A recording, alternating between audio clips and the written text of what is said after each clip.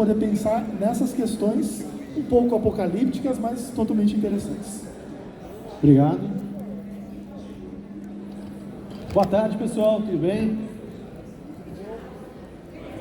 É um prazer estar aqui e vocês vão ver que não tem nada de apocalíptico, né?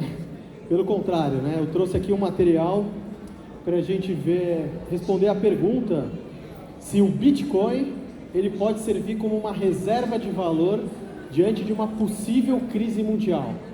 Então, para isso, a gente primeiro tem que responder uma pergunta, né?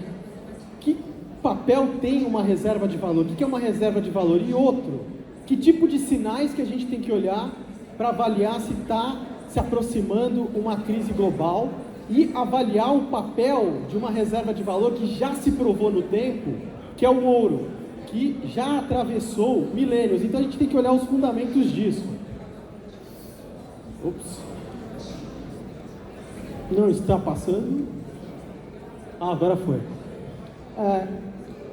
Primeiro ponto que a gente tem que olhar, quando você tem essa migração para reservas de valor, é quando as pessoas estão em um momento de grande incerteza, desconfiança do que os governos vêm fazendo e numa etapa que o ciclo econômico ele está começando a virar para grandes recessões. Então aqui a gente tem um ciclo clássico com as classes de ativo que são favorecidas. Então você tem lá, em primeiro lugar, as ações se favorecendo no começo do ciclo, depois você tem a primeira parte das commodities, depois os bonds, no último estágio você ainda tem uma última alta nas ações e por último, e que pega muita gente, quando o ciclo está virando, que é o chamado late cycle, a parte tardia, você também tem commodities, principalmente metais preciosos. E o que eu vou mostrar para vocês hoje, lá no final do ano passado, começo desse ano de 2019, quando eu falei que o Bitcoin estava em um momento de transição de um grande mercado de baixa para um grande mercado de alta. E mais, esse ano, antes de todo mundo ficar falando aí de metais preciosos e ouro, também mostrando que para você ter uma carteira nesse momento, você tinha que ter, mesmo que pequena, uma alocação em ouro. E muita gente tirou sarro, deu risada. Vamos ver então o racional que tem por trás disso tudo. Primeira coisa, por que as pessoas vão para reservas de valor? Quando tem uma incerteza e para ativos que têm características que os governos não podem multiplicar esses ativos, criando impacto inflacionário, destruindo o poder de compra daquilo, tendo intervenções, interferências. Então vamos começar aqui. Esse gráfico é o índice de inflação dos Estados Unidos desde a independência americana até 2006. Perceba que de 1776 até mais ou menos lá, anos 50, 60, você tinha períodos de inflação e deflação. Lembrando que inflação, quando eu estou falando de inflação, é inflação de preço. Por que isso é importante? Quando eu tinha mais ou menos uns 6, 7 anos, eu perguntei para o meu pai, por que o governo não imprime dinheiro e deixa todo mundo rico? O meu pai deu risada, tal, mas não respondeu. Então eu vou responder para vocês. Pensa que cada país tem um limite para produzir determinados produtos e serviços restritos ao quê? A matéria-prima disponível, a mão de obra disponível e ao tempo para você produzir esses produtos e serviços. A partir do momento agora, imagina o Banco Central, ele emite dinheiro e dá R$1 milhão para cada brasileiro. Todo brasileiro agora é milionário. Como você tem uma restrição de oferta no curto prazo, todo mundo tem um aumento brutal de poder de compra, sai para consumir produtos e serviços. O que acontece com os preços? Disparam. Ah, Richard, mas eu quero comprar no exterior. Tá, para comprar no exterior você precisa fazer a troca por moeda estrangeira. Todo mundo sai para comprar dólar, por exemplo. O que acontece com a taxa de câmbio?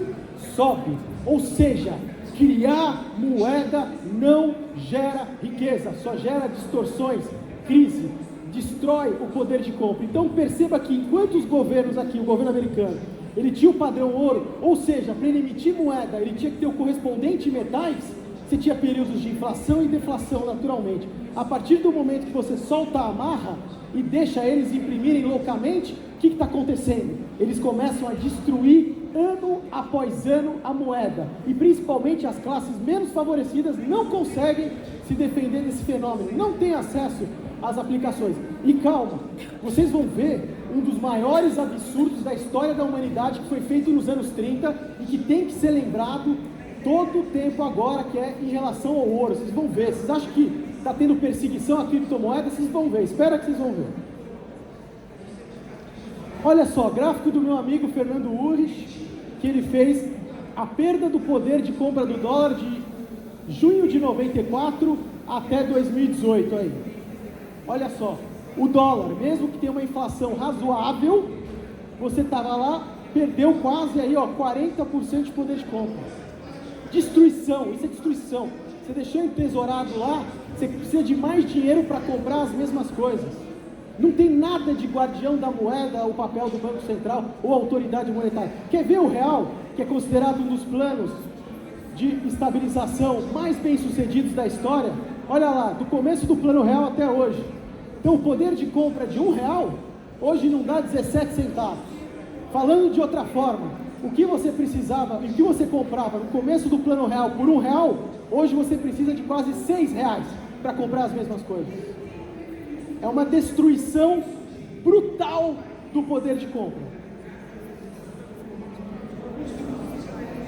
Dito isso, a gente viu que, por que as pessoas procuram isso? Já tem a tese do sapo na panela, que as pessoas, você põe o sapo na água fria, liga o fogo, ele não percebe e morre. Então as pessoas, ano após ano, já estão tendo uma destruição da moeda. Porém, tem momentos que vai ter uma migração muito forte para a reserva de valor, que é quando a incerteza e alguns sinais de crise mais fortes aparecem. Porém, agora vamos ver um dos maiores absurdos. Lembra aquele gráfico da inflação que a gente viu? Olha só, anos 30, depois da crise de 29, Grande Depressão, em setembro de 31, olha lá, elevação da taxa básica de juros para tentar conter a fuga as pessoas que estavam no dólar migrarem para o ouro. Isso estava pressionando a paridade dólar-ouro, estava afetando o padrão ouro, ou seja, as autoridades já estavam começando a se incomodar, as pessoas percebendo que o dólar poderia se desvalorizar, então eles aumentaram a taxa de juros para tentar segurar. Março de 33, o presidente Franklin Roosevelt decreta um feriado bancário e edita aí um ato bancário que concede poder ao governo para exigir a entrega do ouro. Então, se você tem ouro, vocês têm agora legalmente o direito de exigir, ó, se você quiser, entrega. E agora, ó, em 1933, eles anulam todos os contratos que exigiam o cumprimento de obrigações em ouro. Vai piorar, pessoal. Finalmente, em janeiro de 1934, você tem o Gold Reserve Act. Olha o que eles fizeram. Todo o ouro no país pertencente a indivíduos, entidades privadas, na forma de moedas ou barras, foi compulsoriamente transferido para o Departamento do Tesouro por uma taxa de câmbio determinada por eles a $35 a onça-troca. Confiscaram o ouro das pessoas e empresas privadas a uma taxa de câmbio determinada. E mais, adivinha o que aconteceu depois que aconteceu isso? Eles desvalorizaram o dólar. Então eles fizeram a conversão na taxa que eles queriam e fizeram você ficar no dólar e ainda desvalorizaram o dólar. Depois, em julho de 1944, você tem o Bretton Woods, que aí reúne todos os países, porque o padrão dólar-ouro continua sob pressão. E aí, 46, tá aí, ó, os atos aí para quem quiser, ó, originais da época, olha só. E olha só o que está escrito aqui. Penalidade se você não entregar o seu ouro: $10 mil ou 10 anos de prisão, ou ambos. Era um crime. E querem ficar chocados? O cidadão americano só pôde voltar a deter ouro que não fosse para uso dentário, de joalheria e etc., só em 1971. Tanto é verdade isso que quando tivemos uma grande crise global, que também teve uma fuga para reserva de valor, como não podia operar ouro, adivinha o metal precioso que foi operado na época? A prata, na famosa bolha dos irmãos Hunt. Então você vê que são coisas que às vezes ficam aí, né, perdidas, não é? Aí você tem o fim do Bretton Woods, e aí o dólar passa ao sistema atual de flutuação. Tá, aí agora vem a outra pergunta. Então a gente viu fatos históricos, que o ouro já foi confiscado, os americanos ficaram de 1934 a 1971 sem poder deter ouro, ou seja, ele é obrigado a ficar na moeda fiat, na moeda estatal, ele é obrigado, e a moeda perdendo valor ano após ano. Aí vem a pergunta, Richard, será que o ouro funcionou como uma reserva de valor? Várias vezes no Instagram, YouTube, etc., um bando de gente falando, não, o ouro é besteira, o ouro não rende juros. Tá bom, vamos analisar então dados concretos. Gráfico do S&P 500, o índice de ações norte-americano, deflacionado pela inflação de preços americanas, o CPI, de 1920 até os dias de hoje. O que eu separei nos traços aí? Grandes mercados de baixa, que são momentos que teve também grandes recessões. A primeira, lá dos anos 30, que a gente já viu, agora vamos ver essa aí, que foi de 1969 a 82, foi um grande mercado de baixa. Depois a gente teve outro, que começou em 2000 e terminou em 2009. Então quem acha que a crise, a última, o grande bear market, o grande mercado de baixa começou em 2008, não sabe nada, porque começou em 2000, no estouro da bolha da internet, e se dividiu em três pernas. Você teve a perna que começou em 2000, foi até 2003, com escândalos contábeis, empresas como o Enron e o WorldCom, fraudulando balanços. Depois você teve uma perna de alta intermediária de 2003 a 2007, e aí você teve o ápice desse ciclo, que foi a crise de 2008, quando o mundo e o sistema financeiro mundial centralizado foi colocado de joelhos, e pelo menos algo bom surgiu disso. O Bitcoin é uma resposta a esta crise de 2008. Um grupo de pessoas notáveis cansaram da interferência estatal, cansaram dessa questão de você não ter para onde migrar e ficar na mão de um pequeno grupo de pessoas que tomam decisões centralizadas e que têm impactos brutais, criando crises e destruindo o poder de compra. Tá, mas agora vamos responder a pergunta. Será que o ouro funcionou? Olha só, grandes mercados de alta. Vamos ver o ouro então agora. Olha aí. Funcionou ou não? Todo grande mercado de baixa coincidindo com grandes mercados de alta. É coincidência? Não. Isso é uma fuga para reserva de valor, que você quer se proteger. Não é que você quer especular, você não quer ganhar, você simplesmente quer sair vivo da encrenca. Esta é a verdade. Não é o ouro que está subindo. Aí é o que? É a moeda fiat que estava derretendo. Tá, respondido isso, agora vamos perguntar, será que estamos na iminência novamente de mais um grande mercado de baixa, uma possível recessão global?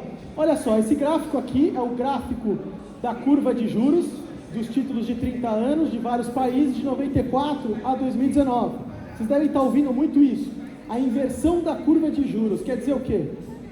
Quando os juros do prazo menor, ele está no patamar mais alto que os juros longos, mostra o quê? É o mercado precificando que a economia está caindo e o Banco Central vai ter que reduzir a taxa básica para estimular a economia.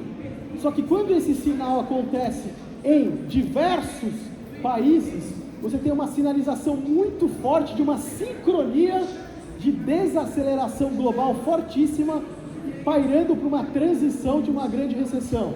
Obviamente você pode usar filtros para usar a inversão da curva de juros para não pegar os chamados falsos positivos. Aqui é uma espécie de filtro. Qual o percentual de inversão da curva nas combinações entre os títulos americanos? Então pega todas as combinações possíveis, 3 meses com 30 anos, 6 meses com... Olha só, o patamar já está chegando a 70%. Perceba que todos os grandes pernas de baixa que vieram coincidiram também com esta sinalização. Então, é um sinal de médio prazo, sim, poderoso, é forte. Só que ele tem um poder de antecipação longo. Quando começa as primeiras inversões, aí pode demorar alguns meses e anos. A primeira inversão aconteceu ano passado. Teve todo um buchiche e as pessoas começaram a desprezar. Agora, além de desprezarem o ouro, elas também estão desprezando os sinais que vêm da economia global. Outro fato: quem são os maiores compradores de ouro no momento? Os próprios bancos centrais. Então a própria banca está comprando loucamente ouro. Durante 2008 eles fizeram a mesma coisa. Por quê? Eles não confiam na própria moeda e não confiam na moeda dos outros pares. Por que eu estou querendo, aonde eu estou querendo chegar? Aqui, taxas de juros negativas. Isso é outra questão que impulsiona a reserva de valor. Mas nesta situação atual, a gente tem uma característica importante que está fora do radar, então guarda com vocês. Estamos diante da maior bolha na renda fixa mundial já vista, tanto em títulos soberanos quanto corporativos. Não é porque a taxa de juro negativo o cara compra que ele está perdendo dinheiro. Eles estão especulando no valor de face. Você tem uma relação inversa entre a taxa de juros e o valor de face do título. Então tem, por exemplo, para ficar fácil, um título da Áustria de 100 anos subiu 100% em um ano. Um título de 100 anos que vai vencer caminhando. Então a taxa de juros está negativa, mas o valor de face dele está subindo cada vez mais. Então está tendo uma especulação desenfreada, uma bolha na renda fixa mundial, que quando ela explodir também você vai ter um impacto brutal no endividamento, porque o mundo nunca esteve tão endividado. Dito isso, como o tempo é curto, você tem uma série de sinais de longo e médio prazo, que você tem esse período de transição, de final de ciclo, para uma desaceleração global sincronizada entre principais países, caminhando para uma recessão global. Os bancos centrais do mundo já injetaram dinheiro demais, as taxas de juros nominais estão negativas, então você tem uma montanha de dinheiro, uma montanha de dívida, e você já começou a ter uma migração para reservas de valor. Uma que já se provou no tempo há milênios, se você pudesse viajar 2, 3 mil anos com uma maleta de ouro, algum negócio você ia fazer, e outra que está despontando, que é uma espécie de ouro digital, que é o Bitcoin, que tem convexidade natural de longo prazo. Por quê?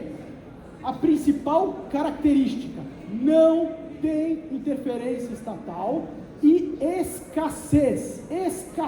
Não tem um governo que é capaz de falar: a partir de agora não teremos mais 21 milhões de Bitcoins, vamos dobrar, vamos injetar, vai ficar 42 milhões de Bitcoins. Aí eu pergunto para vocês: qual é a oferta máxima de dólares no mundo? Alguém sabe? Qual a oferta máxima de euros no mundo? Alguém sabe? De ien? Alguém sabe? De Bitcoin? Sabe? Ouro. Tem algum governo que é capaz de imprimir ouro e multiplicar o ouro? Não, ele tem características de escassez.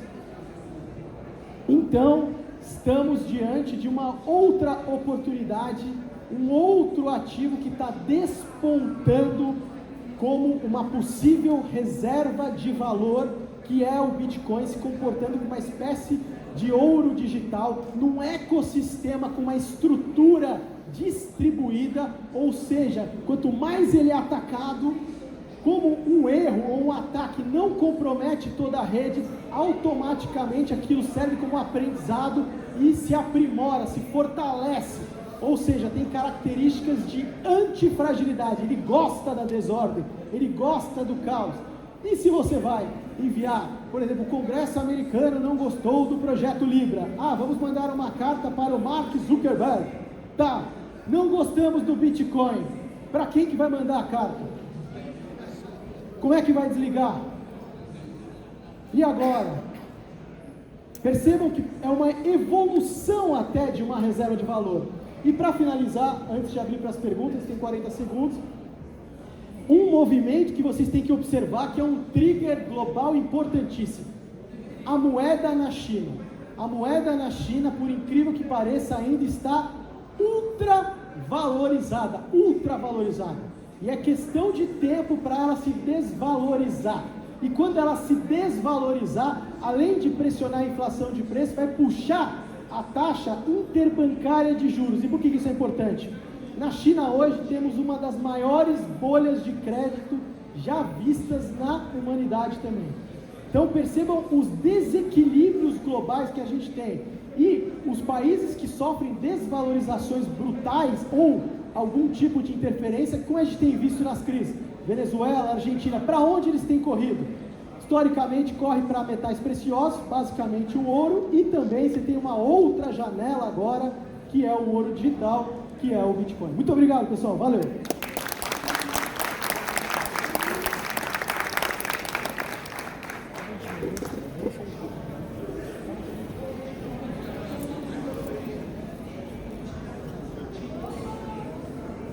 Olá. Richard, algumas perguntas? Pessoal, alguém tem alguma pergunta? Aqui. Pode deixar. Vamos lá, Marcos. Olá, Richard, tudo bem? Tudo bem? Me fala um pouquinho o que você acha dessa alavancagem, né? Essa alavancagem catastrófica que a gente sabe que existe no mercado financeiro, no mercado de capitais, e se você também concorda que nós estamos à beira do colapso financeiro mundial, incluindo a parte monetária, efetivamente. Temos sinais de longo prazo de deterioração clara, surgiram basicamente já tem problemas em mercados imobiliários, destaque Estados Unidos, Canadá, Austrália.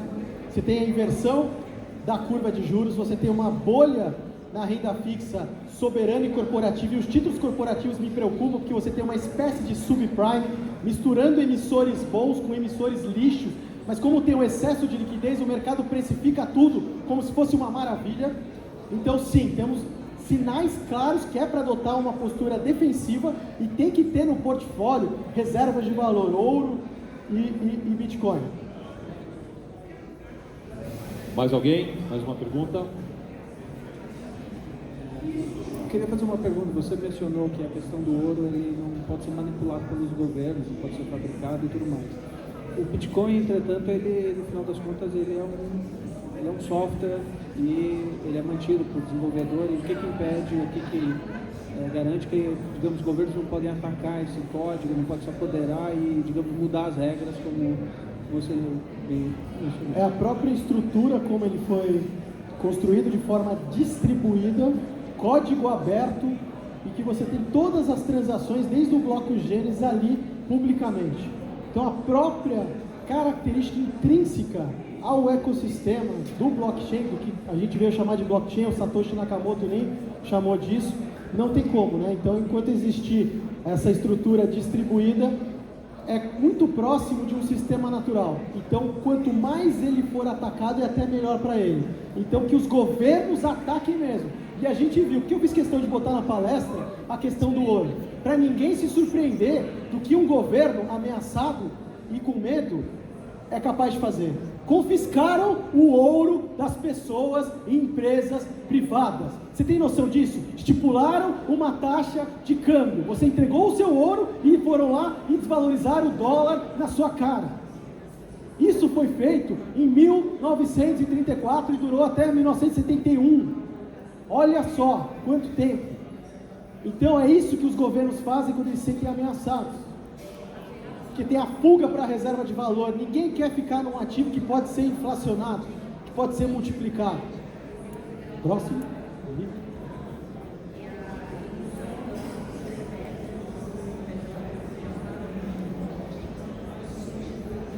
Tudo bem? João.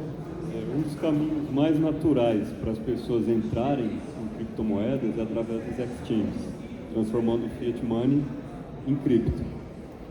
Agora, todas as exchanges têm que passar para o governo, para a Receita, quem são os seus investidores, todas as transações. E a gente sabe que o Satoshi construiu para transações P2P para outro propósito. Mas o cenário atual é outro. Como que você vê isso? Você falou do governo tomar. o governo pode chegar, eu sei que você vai falar das chaves, mas como é que você vê essa questão, essa realidade hoje, das pessoas entrando através de um sistema que não era o desenhado e o governo solicitando informações que vão estar constando ali na exchange? Primeiro, eu acho que as criptos estão na infância da infância. Tem uma característica interessante que, ao contrário da internet, na internet quem capturava o valor eram as aplicações, como Facebook, Instagram, e a tecnologia em si não capturava o valor. Nas criptos já tem essa pirâmide invertida, você pode apostar na tecnologia. A gente está falando de uma legislação também específica do Brasil, e como qualquer sistema natural, o mercado vai encontrando maneiras, né? E ao contrário do ouro, seria bem mais difícil se eles tentarem partir para um tipo de confisco, né? E você não tem mais fronteiras, etc., você não tem que carregar, enfim. Eu acho que está na infância da infância, tem muitos testes que ainda, ao contrário do ouro que já se provou no tempo, há milênios, não é? O Bitcoin ele vai ter a grande chance agora, com esses sinais dessa iminência, dessa crise global, para se provar de vez como uma reserva de valor. Tem todas as características para isso, tem se comportado como isso, e por isso que eu falo para você, é muito interessante, quando o Bitcoin lá no final do ano passado começou a $3 mil, todo mundo tirava sarro, quando falava, compre, aí subiu, era óbvio, aí quando chegou a 13, 14, que falou, olha, está num momento não tão saudável, fica um pouco mais defensivo, não, vai subir, vai disparar, não sei o que, aí começa a cair agora, quem estava muito eufórico, otimista, vai se tornando pessimista. E aí, a partir de agora, quem não tem, aproveite as quedas para se expor gradualmente, assim como se expor gradualmente também em ouro. Tem que ter essa parcela do portfólio global para você segurar isso pelos próximos anos. Precisa ter isso, porque não queremos ganhar, a gente quer simplesmente sobreviver. E uma vez vivos, se expor às oportunidades, porque como o mundo é dinâmico, se você acaba e toma um game over, você não tem máquina do tempo, você não vive um universo paralelo, você tem que saber se expor e se afastar do risco que te tira do jogo, o risco da ruína.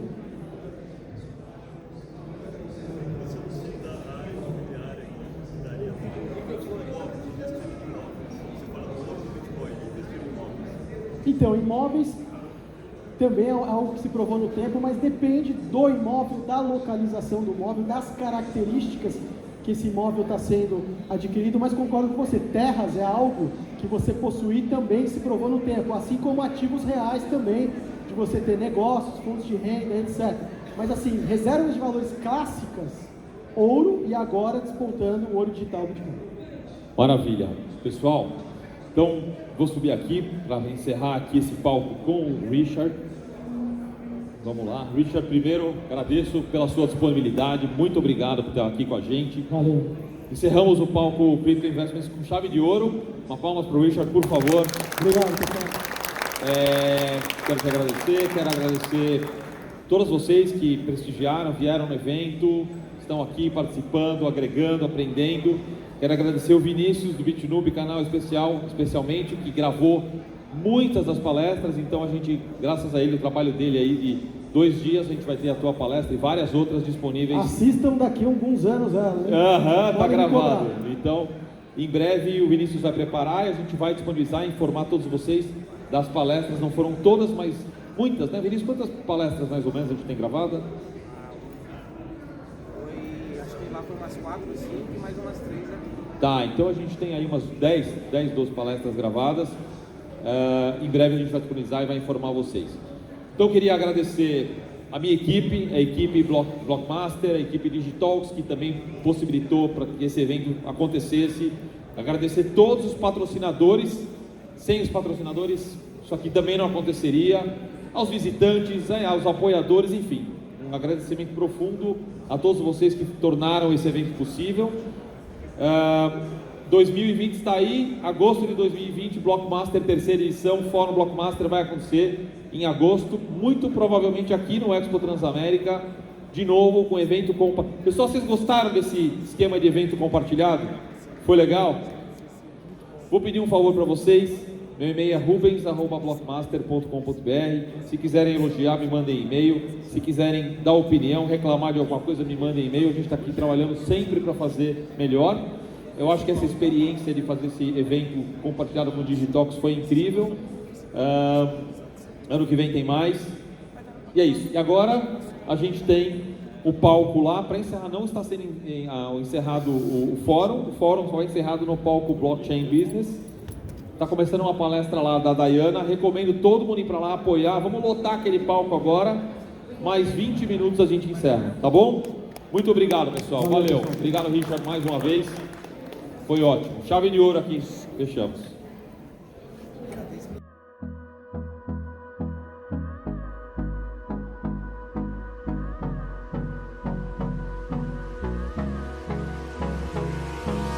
Hold me close till I get up.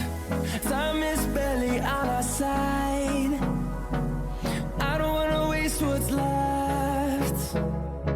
The storms we chase are leading us, and love is all we'll ever trust. Yeah, no, I don't wanna waste what's left. And on we'll go, through the wastelands, through the highways, till my shadow turns to sun.